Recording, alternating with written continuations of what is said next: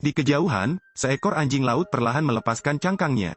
Seorang gadis keluar dari dalam, dia melepaskan kulit terluarnya. Siapapun yang memiliki cangkang dapat memaksa mereka melakukan apa yang mereka inginkan. Adegan itu dilihat oleh Tad. Ia memanfaatkan tidur nyenyak gadis itu dan perlahan merangkak ke arahnya. Mencuri cangkangnya, dia melihat manusia dari jarak dekat untuk pertama kalinya. Melihat pria tampan itu, dia tidak menolak. Tad membawanya ke perahu, orang-orang sangat terkejut. Kemudian dia hamil, dia meminta Tad membuatkan perahu kecil untuk bayinya. Dengan menggunakan kulit kerang dan tulang ikan sebagai hiasan, dia menempatkan bayi itu di dalamnya.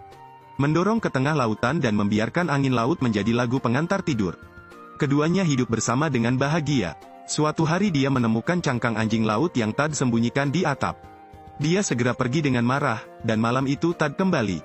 Ikuti oleh segel, ia meronta tapi matanya familiar. Tad punya firasat buruk. Ketika dia kembali ke rumah, dia tidak dapat menemukan istrinya. Ternyata dia menemukan cangkangnya dan kembali ke laut. Tempat tidur bayi telah diwariskan hingga saat ini. Bayi yang lahir di dekat laut diperbolehkan berbaring di atasnya. Hingga hari itu keluarga Tim pindah. Meninggalkan anak laki-laki itu di pantai, seekor anjing laut mengangkat kepalanya. Sepertinya dia mengintip setiap adegan. Kemudian buayan itu tersapu ombak. Layang perlahan menuju laut. Bayi itu berada dalam buayan dan tersapu ke laut.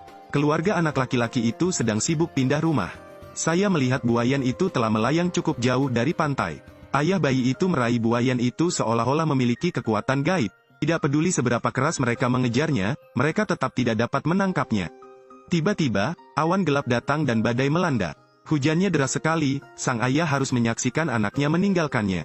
Tidak lama kemudian, keluarga mereka pergi ke kota besar untuk mencari nafkah. 2 tahun berlalu, saudara perempuan Tim berdiri di atas perahu. Pergi ke pulau kecil tempat kakek dan nenekku tinggal. Pulau di seberangnya adalah pulau tempat mereka tinggal sebelumnya. Fiona berdiri memandang keluar jendela. Dan melihat pulau tua itu memiliki lampu, keesokan harinya Fiona mengikuti kakek dan sepupunya untuk menangkap ikan. Melihat sebuah pulau kecil dengan banyak anjing laut. Melihat itu, anjing laut itu menyelam ke laut.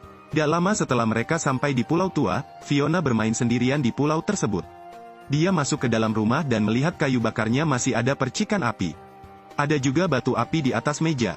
Fiona melihat jejak kaki kecil. Saat kakek datang menjemputnya, Fiona tidak berkata apa-apa. Keesokan harinya, Fiona pergi berlayar bersama sepupunya. Dan berbicara tentang apa yang dilihatnya, dia memintanya untuk membawanya kembali ke pulau. Fiona melihat segel sedang menatapnya.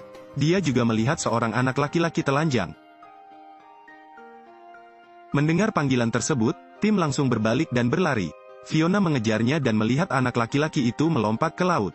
Ketika Fiona tiba, dia melihat anak laki-laki itu sudah berada di atas perahu. Dia mengatakan kepadanya bahwa mereka melihat Tim tetapi dia mengira Fiona sedang bermimpi. Katakan padanya untuk tidak memberitahu kakeknya. Suatu hari, kakek dan sepupu saya berencana pergi ke laut untuk menangkap ikan. Untuk amannya, dia menyuruh Fiona untuk tinggal di rumah. Begitu mereka pergi, seekor anjing laut berenang ke arah mereka. Fiona duduk di perahu kecil dan perahu meninggalkan dermaga dengan sendirinya.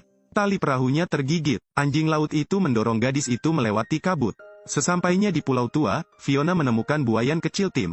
Dan melihat cerobong asap di dalam rumah berasap. Anak laki-laki itu menganggap anjing laut itu sebagai ibunya, namun ternyata dia tersapu ombak laut di usia muda.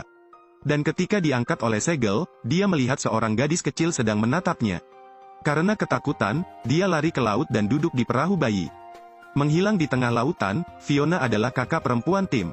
Malam itu dia berkata kalau kakaknya harus tinggal bersama manusia. Kakek nenek sangat merindukan Tim, dia bertanya kepada anjing laut apakah mereka akan kembali ke pulau itu. Lalu kita akan mengembalikan adik kita kepada mereka kan?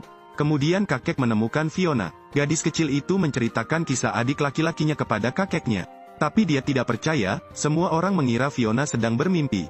Fiona mempercayainya, Fiona mengatakan kepadanya bahwa mereka ingin kembali ke rumah. Jadi mereka datang untuk membersihkan rumah tua itu.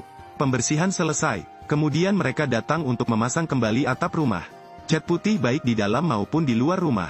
Dan menanam bunga dan rumput, di bawah usaha mereka. Pulau itu juga diberi warna baru, dan anjing laut mengenalinya. Mereka berlomba-lomba mengangkat kepala dan kembali ke rumah Fiona untuk memberitahu neneknya.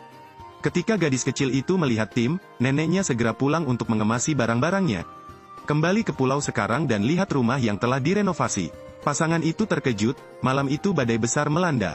Semua orang mengkhawatirkan keselamatan tim, ketika tiba-tiba anjing laut itu berenang mendekat. Terus-menerus berteriak, mereka berlari keluar dan melihat tim hanyut ke pantai. Seluruh keluarga bergegas keluar dan melihat tim sangat ketakutan. Mendorong perahu ke laut, berniat melarikan diri. Pada saat ini, anjing laut itu bergegas ke darat untuk mendorong tim ke daratan. Dan mendorong perahunya ke laut, mereka ingin tim tetap tinggal. Melihat nenek merentangkan tangannya, anjing laut itu berenang mendekat. Tim berlari ke pelukannya, dia juga memiliki keluarga yang hangat. Anjing laut berdiri di tebing untuk melindungi generasi masa depan di pulau itu.